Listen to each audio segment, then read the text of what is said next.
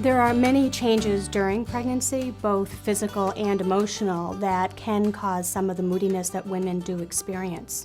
In the first trimester, there are some physical changes. Women do get a little nauseous, some breast tenderness, and there really is some overwhelming tiredness that can happen that all contribute to the mood.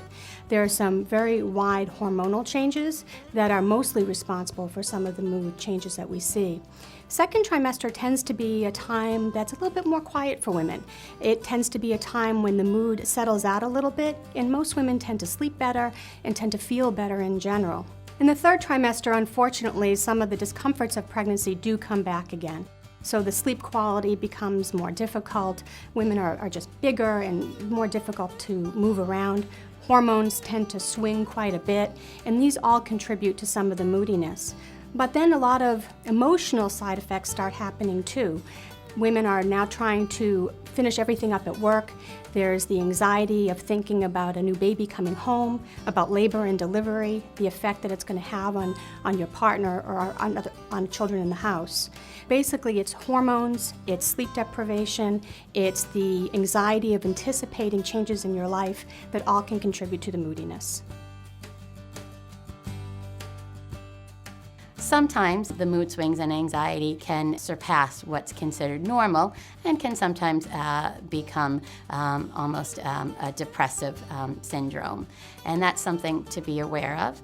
And certainly your OBGYN, when they see you at your visits, will be talking to you about how you're doing. But when it seems like the anxiety is taking over your life, so you're not able to enjoy the fact that you're pregnant, you're not able to be excited about the birth of your baby, you're not eating, you're not sleeping. If you begin to have symptoms such as that, then that's a problem, and that's when you need to have a consultation, not only with your obstetrician gynecologist, but maybe referred to see a psychologist or even a psychiatrist that works specifically with pregnant women.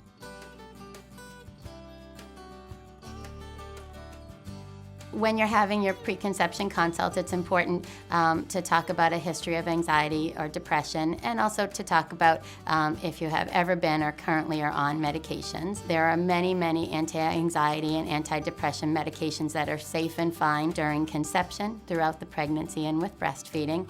But there are also some medications that may not be safe, and those need to be changed prior to conception. So having that discussion in advance and finding a medication that works well prior to conceiving is very important.